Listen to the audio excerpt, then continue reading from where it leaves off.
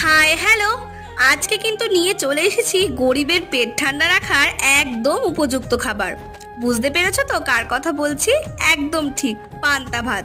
এখন তো অনেকেই পান্তা ভাত তৈরি করার জন্য রাতে বেশি করে ভাত করে রাখে, সেটাকে জল আর দই দিয়ে পান্তা ভাত তৈরি করে। তবে জানো তো, এই পান্তা ভাত কিন্তু বেঁচে যাওয়া ভাতেই বেশি ভালো হয়।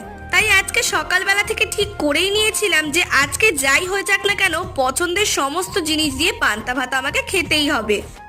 আমাদের বাড়ির এক একজনের এক একটা জিনিস দিয়ে পান্তা ভাত খেতে ভালো লাগে, তাই আজকে ভাবলাম যে সবার পছন্দের জিনিস দিয়েই পান্তা ভাত খাওয়া যাক।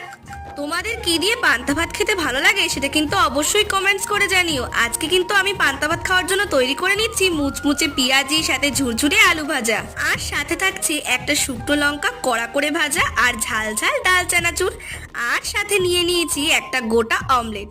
তোমাদের কাদের পান্তা ভাত ভালো লাগে না সেটা কিন্তু কমেন্টস করে জানাতে পারো।